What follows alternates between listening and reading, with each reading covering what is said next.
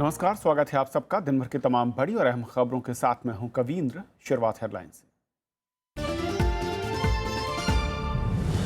पिनराई विजयन होंगे केरल के नए मुख्यमंत्री। सीपीएम की बैठक में फैसला। सीताराम येचुरी ने कहा अच्युतानंदन के अनुभवों का उठाएंगे फायदा।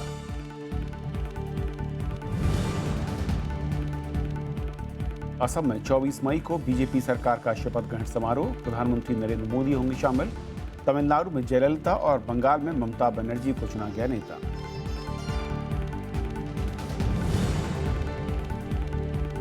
पांच राज्यों में करारी हार के बाद कांग्रेस में बयानबाजी। दिग्विजय सिंह ने पार्टी की रणनीति में बदलाव का उठाया सवाल।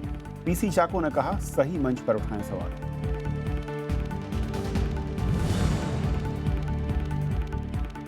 राज्यों को मेडिकल परीक्षा नीट से 1 साल की छूट। केंद्र ने दी अध्यादेश को मंजूरी। कांग्रेस ने कहा मेडिकल लॉबी के दबाव में फैसला।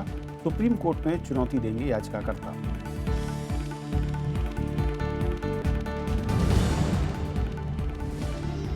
भूमध्य सागर में मिला एयर इजिप्ट विमान का मलबा। मिस्र के रक्षा मंत्री ने की पुष्टि। हादसे की जांच जारी।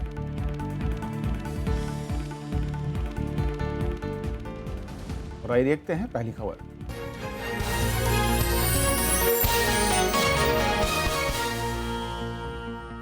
कॉमन एंट्रेंस टेस्ट यानी नीट का विरोध कर रहे राज्यों को फिलहाल एक बड़ी राहत मिली है। केंद्रीय मंत्रिमंडल की बैठक में एनईईटी अध्यादेश को मंजूरी दी गई। इसके मुताबिक इस साल राज्य भी मेडिकल प्रवेश परीक्षा करा सकेंगे।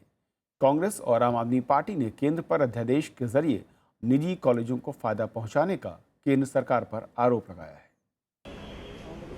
राष्ट्रीय पात्रता प्रवेश परीक्षा यानी नीट के मुद्दे पर शुक्रवार को दिल्ली में केंद्रीय कैबिनेट की बैठक हुई। इसमें नीट से जुड़े अध्यादेश को मंजूरी दी गई। इस अध्यादेश के लागू होने के बाद राज्यों के बोर्ड इस साल मेडिकल की अलग से परीक्षा करा सकेंगे। सुप्रीम कोर्ट और हमारे मंतव्य में कोई अंतर नहीं है। हमने ही आग्रह किया, उनका फैसला आया है, हम उस पर अग्रसर हैं। जो कुछ ऑपरेशनल पॉइंट्स हैं उनके बारे में हम कैसे उसको एड्रेस कर सकें, इसकी हम चिंता कर रहे हैं। महाराष्ट्र, गुजरात समेत कई राज्य इस साल मेडिकल दाखिले के लिए एनईईटी कराने का विरोध कर रहे हैं। उनकी मांग है कि भाषा और पाठ्यक्रम की दिक्कतों के चलते इसे लागू करने के लिए और समय दिया जाए। बच्चे पेपर लिखते हैं, उनके लिए कोर्स वेयर ही अवेलेबल नहीं है, तो वो पढ़ाई भी नहीं कर सकते। और इसलिए हमने मांग की थी कि इसको पोस्टपोन किया जाए ताकि 1 साल में हम सारी तैयारी उसकी कर पाए और हमारे बच्चों को उस दिशा में तैयार कर पाए। और मुझे बहुत खुशी है कि ये निर्णय माननीय प्रधानमंत्री जी ने यहाँ लिया, कैबिनेट ने लिया। कांग्रेस ने अध्यादेश लाने का विरोध किया है। कांग्रेस प्रवक्ता रणदीप सिंह सुरजेवाला का कहना है कि इससे गरीब छात्रों को नुकसान होगा। हम इसकी घोर निंदा करते हैं और मांग करते हैं कि मोदी सरकार इस ऑर्डिनेंस को वापस ले और एनईईटी को होने दे, ताकि निष्पक्ष तरीके से बगैर पैसा और रिश्वत दिए साधारण व्यक्ति के बच्चे को डॉक्टर बनने की आकांक्षा वो पूरी कर सके। इससे पहले दिल्ली के मुख्यमंत्री अरविंद केजरीवाल ने एनईईटी पर अध्यादेश लाने का विरोध किया था। दिल्ली सरकार का आरोप है कि इससे निजी मेडिकल कॉलेजों की मनमानी को बढ़ावा मिलेगा। तो ये तो बिजनेस को प्रमोशन दे रहे हैं। और यहाँ तक भी शिकायत है कि 80 एक अखबार में खबर छपी थी कि 80 एमपीज़ हैं जिनके की मेडिकल कॉलेज खुद के चल रहे हैं और वो दोनों पार्टियों के, कांग्रेस और बीजेपी के ही हैं। तो इस तरह से तो मतलब हम तो इसका बिल्कुल विरोध करते हैं। वहीं इस मामले में याचिका डालने वाले एनजीओ ने फैसले के खिलाफ कोर्ट जाने का ऐलान किया है। जी हाँ, हम लोगों ने इसे जरूर चैलेंज करेंगे। माननीय सर्वोच्च न्यायालय ने अपने 9 मई के आदेश में कहा था कि कोई भी ऐसा एग्जाम नहीं होल्ड किया जा सकता और इस तरह का अध्यादेश मेरे विचार से कानून संगत नहीं है, कानून के हिसाब से नहीं है।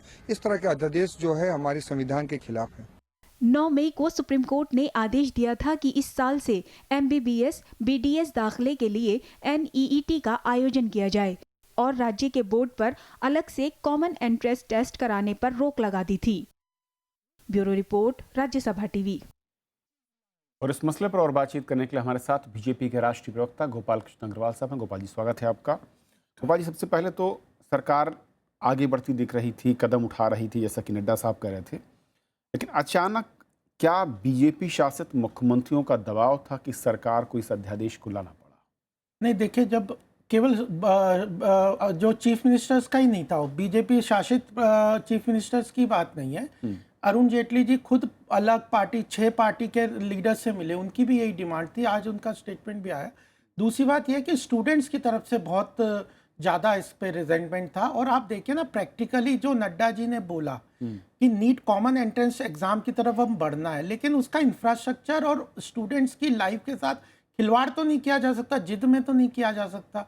ये अलग अलग रीजनल लैंग्वेजेस की बात है, जैसे अभी जो अपने महाराष्ट्र के चीफ मिनिस्टर ने बोला कि किताबें नहीं उपलब्ध है, तो एक साल अगर नेशनल एग्जाम लेना है, स्टूडेंट्स को जो इस बार एग्जाम दे देते उनको मौका नहीं मिलता, तो एक तरीके से एक साल का पूरी तैयारी का मौका मिलेगा, एडवांस इंटीमेशन मिल जाएगा।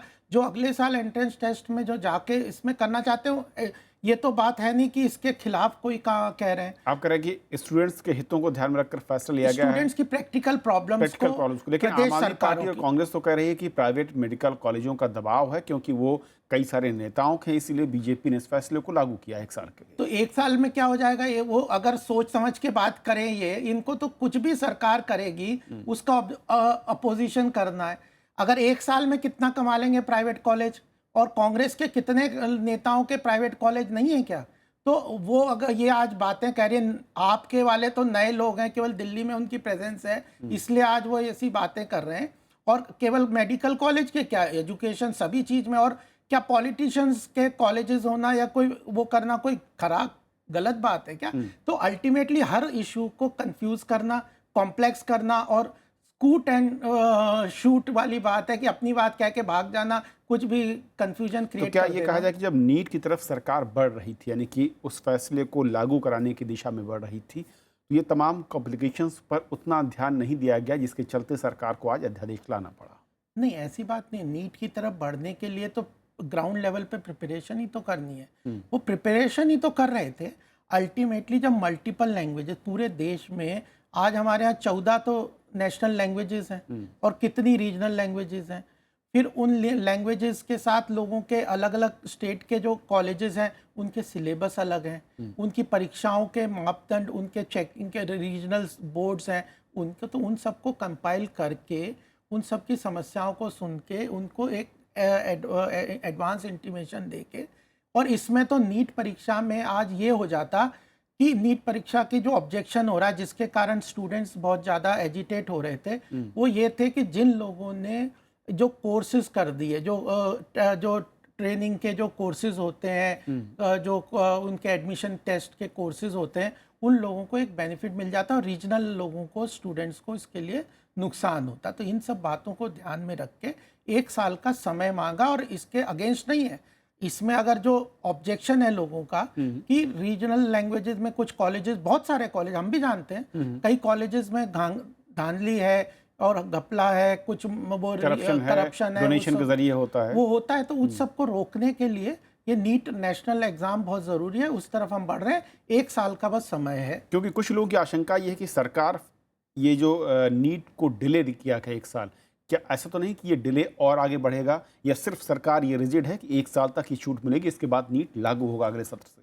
नहीं, अगर 1 साल के बाद जब सुप्रीम कोर्ट का फैसला है, सरकार ऑर्डिनेंस ला रही है, तो अगर बाद में चेंज करना है तो फिर तो बिल ला के चेंज करना पड़ेगा, लॉ को बदलना पड़ेगा, तो फिर तो पार्लियामेंट में आएगा। पार्लियामेंट में तो कांग्रेस और सब लोग भी हैं। तो मेरे ख्याल से अभी तो बिल्कुल जो हेल्थ मिनिस्टर ने बहुत स्पष्ट रूप से, नड्डा जी ने कहा है कि हम नीट की तरफ कमिटमेंट है, नीट की तरफ बढ़ेंगे। 1 साल का टाइम उसके इंफ्रास्ट्रक्चर क्रिएशन के लिए ले रहे हैं, जो कि जस्टिफाइड है स्टूडेंट्स के हित में। ये जो कह रहे हैं कि कॉलेजेस के हित में है, वो बात नहीं। उनको तो उतने ही स्टूडेंट्स मिलेंगे, कहीं से भी मिलेंगे। और जो आज भी 15% जो सीबीएसई के थ्रू रिजर्व्ड एग्जाम सेंट्रल होता ही था, तो वो अब बड़ा हो जाएगा और स्टूडेंट्स की वाजिब डिमांड्स को मान, यानी कि इस साल स्टूडेंट्स का फायदा होगा और अगली साल से नीट लागू होगा, ताकि जो डोनेशन और करप्शन का खेल था रुकेगा। बहुत बहुत शुक्रिया आपका इस पूरी चर्चा में शामिल होने के लिए। और ये थी हमारी पहली खबर। छोटा सा ब्रेक, और ब्रेक के उस पार दिन भर की दूसरी बड़ी खबर।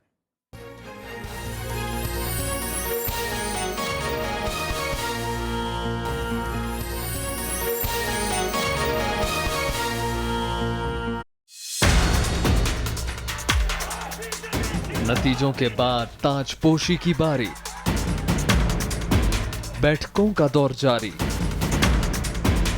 5 राज्यों में सरकार गठन की तैयारी,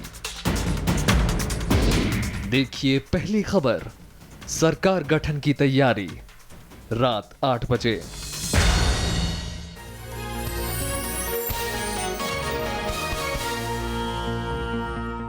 सीपीएम नेता पिनराई विजयन केरल के नए मुख्यमंत्री होंगे। राज्य सीपीएम की बैठक में आज इसका फैसला लिया गया।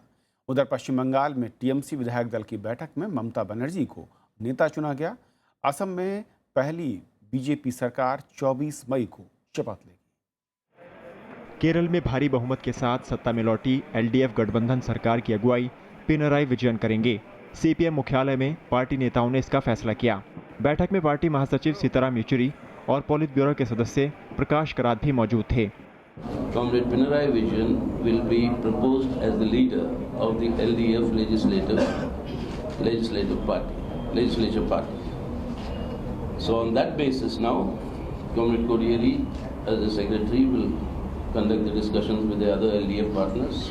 मुख्यमंत्री पद की रेस में शामिल वीएस अच्युतानंदन को पार्टी सचिवालय बुलाकर इस फैसले की जानकारी दी गई, जिसके तुरंत बाद वो बैठक छोड़कर चले गए। Comrade VS is like Fidel Castro for Kerala, like Fidel is for Cuba today, advising, guiding and inspiring. Comrade VS will continue to play that role.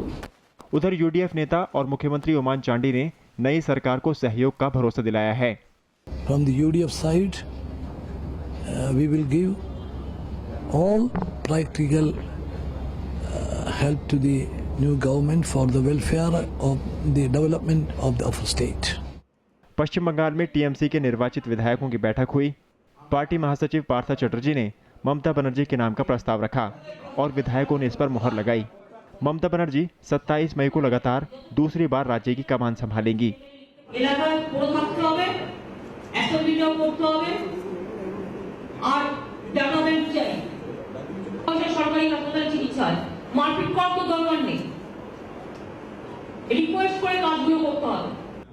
Assam में भी बीजेपी के निर्वाचित विधायकों की बैठक में सरकार गठन पर चर्चा हुई। तय हुआ कि रविवार को विधायक दल की बैठक में सर्बानंद सोनोवाल को नेता चुना जाएगा। शपथ ग्रहण समारोह 24 मई को होगा, जिसमें प्रधानमंत्री नरेंद्र मोदी भी शिरकत करेंगे। एक अच्छी शासन असम को जरूरत थी। जनता ने बहुत दिल खोलकर मैंडेट देकर भाजपा लेड अलायंस को यह मैंडेट दिया है, सरकार बनाने का एक संकल्प दिया है। वहीं असम के मुख्यमंत्री तरुण गोगोई ने राज्यपाल पीबी आचार्य को इस्तीफा सौंप दिया है। गोगोई पिछले 15 साल से राज्य के मुख्यमंत्री हैं। Bureau report, Rajya Sabha TV. उधर तमिलनाडु में भी जे जयललिता को आज एआईएडीएमके विधायक दल का नेता चुना गया। पार्टी की बैठक में नेताओं ने उनके नाम का प्रस्ताव रखा और विधायकों ने समर्थन किया। इससे पहले पार्टी मुख्यालय पहुंचने पर कार्यकर्ताओं ने उनका जोरदार स्वागत किया। तमिलनाडु विधानसभा में एआईएडीएमके ने 134 सीटें जीती हैं। राज्य में 32 साल बाद किसी पार्टी को लगातार दूसरी बार सरकार बनाने का मौका मिला है। मेजर सर्जरी की जरूरत वाले बयान पर कांग्रेस नेता दिग्विजय सिंह ने आज सफाई दी। उनका कहना है कि मेजर सर्जरी से उनका मतलब पार्टी संगठन में बदलाव की जगह उसकी रणनीति में बदलाव से था। कांग्रेस महासचिव दिग्विजय सिंह ने पार्टी को मेजर सर्जरी की जरूरत पर दिए बयान पर विवाद उठते देख शुक्रवार को सफाई दी। क्या कैंपेन स्ट्रेटेजी होना चाहिए, क्या मीडिया स्ट्रेटेजी होना चाहिए, किस तरह से हमको स्टेट में नई लीडरशिप तैयार करना चाहिए, जो मिडिल क्लास एस्पिरेशंस बदल गए हैं उनके बारे में क्या चर्चा होना चाहिए, कैसे उनके लिए कार्यक्रम बनना चाहिए, क्या नीति बनना चाहिए, सारी चीज़ें उसके अंदर शामिल हैं। तो मेरा जो मेजर सर्जरी का आशय है वो यही है कि उस पर अब निर्णय और अमल होना चाहिए। इससे पहले कांग्रेस के पीसी चाको ने कहा कि नेताओं को पार्टी के भीतर सही मंच पर अपनी बात रखनी चाहिए। So any opinion about the party's functioning and the revamping and other things is better this opinion come in the party's working committee. वहीं बीजेपी इस मुद्दे पर चुटकी ले रही है। बीजेपी नेता और केंद्रीय मंत्री महेश शर्मा का कहना है कि कांग्रेस को अब सर्जरी से भी फायदा नहीं होगा। कि जब कोई सर्जरी के लायक ना बचे उसका पोस्टमार्टम होना चाहिए। अब सर्जरी की स्थिति भी नहीं बची है, कोई सर्जरी भी अब कांग्रेस को नहीं बचा सकती है। जब गैंग्रीन हो जाती है तो सर्जरी भी नहीं बचा सकती है। 4 राज्यों में मिली करारी हार के बाद गुरुवार को कांग्रेस नेता दिग्विजय सिंह ने पार्टी को नसीहत देते हुए ट्वीट किया था कि हम काफी आत्मनिरीक्षण कर चुके हैं, लेकिन क्या अब हमें मेजर सर्जरी नहीं करानी चाहिए, जिसे पार्टी अध्यक्ष सोनिया गांधी के उस बयान के जवाब के तौर पर देखा जा रहा है जिसमें उन्होंने हार के बाद आत्मनिरीक्षण की बात कही थी। Bureau report, Rajya Sabha TV. बीते 2 वर्षों में सीमा पर घुसपैठ में 50% तक की कमी आई है। गृह मंत्री राजनाथ सिंह ने दिल्ली में आयोजित एक समारोह में ये बात कही। उन्होंने जानकारी दी कि सीमाओं पर चाक चौबंद सुरक्षा व्यवस्था के लिए खास एक्शन प्लान तैयार किया जा रहा है।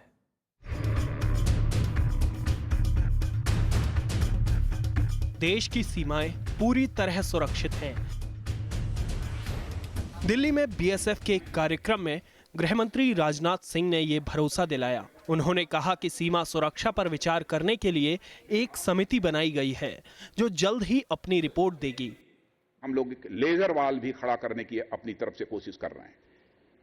नए नए टेक्नोलॉजिकल इंटरवेंशंस क्या हो सकते हैं, तकनीकी हस्तक्षेप क्या हो सकते हैं, उस पर भी विचार हुआ है और उनका भी प्रयोग सीमाओं की सुरक्षा के लिए हो रहा है।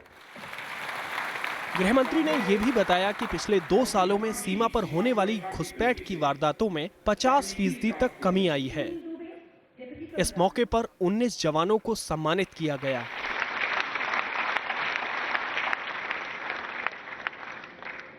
मेरा जो 35 साल सर्विस हो गया, इस सर्विस के दौरान अच्छा काम किया है, उसी के ऊपर एक पुरस्कार मिला है। पुलिस मेडल सर पास है। देखो पुलिस वर्ष के लिए पीएमजी मेडल बहुत बड़ा वैल्यू है और मेरा 25 साल में मेरे को ये मेडल मिल गया। मैं बहुत गर्व महसूस करता हूँ। 1965 की जंग के बाद सीमा सुरक्षा बल का गठन किया गया था और इसके पहले महानिदेशक KF रुस्तम को सीमा सुरक्षा बल की कमान सौंपी गई। उनके जन्म दिवस पर हर साल सीमा सुरक्षा बल का अलंकरण समारोह मनाया जाता है। सरकार का दावा है कि सीमाओं पर 50% तक घुसपैठ कम हुई है और इस पर पूरी तरह से लगाम लगाने के लिए एक खास प्लान तैयार किया गया है। अब देखना होगा कि सीमाओं पर ह्यूमन ट्रैफिकिंग और घुसपैठ जैसी समस्या से कब तक निजात मिलती है। कैमरामैन संजय कुमार के साथ Nav Vikram Singh, Rajya Sabha TV, Delhi. Naga people's front के विधायकों ने राष्ट्रपति प्रणब मुखर्जी से गुजारिश की है कि वो मणिपुर सरकार की ओर से जारी किए गए 3 जनजातीय बिलों को मंजूरी न दें और इससे जुड़ी फाइलों को बिना दस्तखत वापस कर दें। राज्य सरकार के इस नए कानून के विरोध में पिछले साल 4 विधायकों ने इस्तीफा दे दिया था। This is unconstitutional, it is anti-tribal and there is a lot of procedural lapses. The bill has been referred to the president. Our demand is that president should not give his assent. Bharat ने पाकिस्तान को वैश्विक आतंकवाद का गढ़ बताया है। विदेश मंत्रालय की प्रतिक्रिया में पाकिस्तान के पंजाब प्रांत के कानून मंत्री राना सनाउल्लाह के बयान के बाद आई, जिसमें कानून मंत्री ने कल कहा था कि पाकिस्तान के आतंकवादी संगठनों को राज्य का समर्थन हासिल है और इसीलिए इन समूहों के खिलाफ कार्रवाई नहीं हो सकती। विदेश मंत्रालय के प्रवक्ता विकास स्वरूप ने कहा कि पाकिस्तान को हम इस कड़वी सच्चाई को हमें खत्म करना चाहिए। It sadly corroborates our view that we have always held about the support and freedom available to anti-India terrorist groups in Pakistan, including internationally sanctioned terrorist groups and individuals. अप्रैल महीना अब तक का सबसे गर्म महीना था। विश्व मौसम संगठन के मुताबिक अप्रैल में तापमान 20वीं सदी के औसत तापमान से 1.1 डिग्री ज़्यादा रहा। अप्रैल में लगातार 12वें महीने तापमान का रिकॉर्ड टूटा है। संगठन का कहना है कि गर्मी बढ़ने की मुख्य वजह जहरीली गैसों के उत्सर्जन में बढ़ोतरी है। पेरिस जलवायु समझौते में तापमान में बढ़ोतरी को 2 डिग्री सेल्सियस से कम रखना है। हालांकि विश्व मौसम संगठन का कहना है कि अगर कार्बन डाइऑक्साइड की उत्सर्जन मौजूदा दर से बढ़ती रही तो ये लक्ष्य 2 पीढ़ियों बाद ही हासिल हो सकता है। April set new records for record high temperatures both on land and the ocean. This is the 12th straight month that we've seen temperatures records broken. Bengal की खाड़ी में बना दबाव चक्रवाती तूफान रुआनु में तब्दील हो गया है। तूफान से ओडिशा और आंध्र प्रदेश के तटीय इलाकों में भारी बारिश से लोग बेहाल हैं। उधर मौसम विभाग ने भारी बारिश की चेतावनी भी जारी की है। मछुआरों को भी समुद्र में न जाने की सलाह दी गई है। आंध्र प्रदेश और ओडिशा के तटीय इलाकों में रुआनु तूफान ने भारी तबाही मचाई है। चक्रवात की वजह से कई इलाकों में भारी बारिश हो रही है। तेज हवा और बारिश की वजह से जनजीवन अस्त व्यस्त है। हवाओं से जगह जगह पेड़ उखड़ गए, जिनसे यातायात पर असर पड़ा है। वहीं बिजली आपूर्ति बाधित होने से लोगों की परेशानियां और बढ़ गईं। बारिश भी ज्यादा हो रहा है। सुबह से पहले घर से हम बाहर से निकल नहीं जाता हूँ, इसलिए खाना पाना के लिए भी बहुत दिक्कत हो रहा है। मौसम विभाग के मुताबिक बंगाल की खाड़ी में बना दबाव चक्रवाती तूफान में तब्दील हो गया है। Under its influence, strong winds of under 100 km/h is likely along north coastal Andhra Pradesh. Heavy rainfall is also likely along the north coastal Andhra Pradesh. मौसम विभाग ने अगले 24 से 48 घंटों के दौरान भारी बारिश की आशंका जताई है। मछुआरों को भी समुद्र में नहीं जाने की सलाह दी गई है। Further up to Krishna, you can expect some rainfall. So these districts we are given for one day we are given warning for heavy rainfall warning. That is heavy to very heavy rain, very likely to occur in these districts for the next 24 hours. After 24 hours, we can expect only some one or two places we can expect heavy rainfall only. Odisha के मुख्यमंत्री नवीन पटनायक ने हालात से निपटने के लिए अधिकारियों को तैयार रहने को कहा है। राज्य में 10 टीमों को अलर्ट पर रखा गया है। सरकारी कर्मचारियों की छुट्टियां भी रद्द कर दी गई हैं। Bureau report, Rajya Sabha TV. उधर श्रीलंका में भी रुआनु तूफान ने भारी तबाही मचाई है। भारी बारिश के बाद बाढ़ और भूस्खलन से बड़ी संख्या में लोग हताहत हुए हैं। इस बीच भारत ने श्रीलंका में बाढ़ पीड़ितों की मदद के लिए 2 पोत रवाना किए। श्रीलंका में रुआनु तूफान से देश के दक्षिणी इलाकों में भारी नुकसान हुआ है। भारी बारिश के बाद अब बाढ़ ने लोगों की मुसीबतें बढ़ा दी हैं। भारत ने श्रीलंका के बाढ़ पीड़ितों की मदद के लिए नौसेना के 2 जहाज रवाना किए हैं। INS सतलज और सुनैना अपने साथ दवाइयां, कंबल, खाने पीने के सामानों के अलावा जरूरत की दूसरी चीजों को लेकर रवाना हुआ है। Commission in Colombo for any additional logistical support that might be required by the government of Sri Lanka. Sri Lanka is a close neighbor and friend, and we have always been the first responder in times of crisis. As was the case during the tsunami that affected Sri Lanka in the past, this time also we will extend all necessary help and relief to Sri Lanka as requested. Sri Lanka में बाढ़ और भूस्खलन से मरने वालों की तादाद 60 से ज्यादा हो गई है।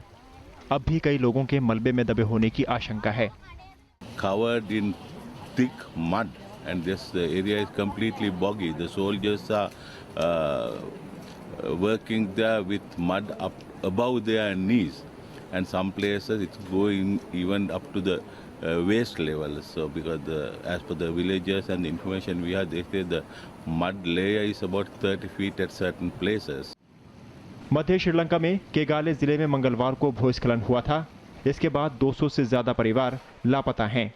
श्रीलंका में कई दिनों से जारी बारिश की वजह से कई इलाकों में बाढ़ आई हुई है। बाढ़ की वजह से करीब 3.5 लाख लोग विस्थापित हुए हैं। Bureau report, Rajya Sabha TV. Canada की संसद में बुधवार को कामागाटा मारू घटना का मामला छाया रहा। कनाडाई संसद हाउस ऑफ कॉमन्स ने प्रधानमंत्री ने जहाज पर सवार मुसाफिरों के परिजनों और सिख समुदाय से माफ़ी मांगी, क्योंकि उस वक्त अगर कनाडा का कानून जहाज को प्रवेश की मंजूरी दे देता तो ये घटना नहीं होती। Mr. Speaker, today I rise in this House to offer an apology on behalf of the Government of Canada for our role in the Komagata Maru incident. बुधवार को कनाडा के प्रधानमंत्री जस्टिन ट्रूडो ने संसद में 102 साल पुरानी गलती के लिए माफी मांगी। उन्होंने कबूल किया कि कामागाटा मारू जहाज को कनाडा से वापस भेजना उनकी भूल थी। जस्टिन ट्रूडो ने कानून का हवाला देते हुए कहा कि सरकार उस वक्त मजबूर थी। Those passengers, like millions of immigrants to Canada before and since, came seeking better lives for their families, greater opportunities, a chance to contribute to their new home. Those passengers chose Canada. And when they arrived here, they were rejected. Canada को अपनी गलती का एहसास होने में 1 सदी बीत गई, लेकिन घटना का दर्द आज भी पीड़ित परिवारों के जहन में जिंदा है। भाषण में कनाडाई प्रधानमंत्री ने माना कि जहाज पर सवार सभी लोगों को उतारा जा सकता था। उन्होंने कहा कि अतीत से सबक लेते हुए भविष्य में इस तरह की गलती से बचा जाएगा। Just as we apologize for past wrongs, so too must we commit ourselves to positive action, to learning from the mistakes of the past and to making sure that we never repeat them. 1914 में कामागाटामारू जहाज 376 भारतीय अप्रवासियों को लेकर Canada के Vancouver तट पर पहुंचा था, जिनमें बड़ी संख्या में सिख समुदाय के लोग शामिल थे। लेकिन कनाडा ने यात्रियों को वहां उतरने नहीं दिया और करीब 2 महीने के असमंजस के बाद जहाज को लौटा दिया गया। कामागाटामारू जहाज जब कोलकाता वापस पहुंचा तो ब्रिटिश सैनिकों ने जहाज पर सवार लोगों पर गोलीबारी कर 19 भारतीयों को मौत के घाट उतार दिया था। Bureau report, Rajya Sabha TV. पूर्वी भूमध्य सागर से गुरुवार लापता इजिप्ट एयर के विमान का मलबा मिल गया है। मलबा भूमध्य सागर में मिला है। मिस्र की सेना ने ट्वीट कर इसकी जानकारी दी। यात्रियों के सामान और विमान के हिस्सों के मलबे मिस्र के तटीय क्षेत्र में 300 किलोमीटर दूर उत्तर में मिले हैं। विमान उस वक्त हादसे का शिकार हो गया जब वो 56 यात्रियों और चालक दल के 10 सदस्यों को लेकर पेरिस से काहिरा जा रहा था। मुसाफिरों में 30 मिस्र के, 15 फ्रांस के, 1 ब्रिटिश, 2 इराकी नागरिकों के अलावा कनाडा, बेल्जियम, कुवैत, सऊदी अरब, अल्जीरिया, सूडान, चाद और पुर्तगाल के नागरिक भी शामिल थे। तो इस बुलेटिन में भी इतना ही। नमस्कार।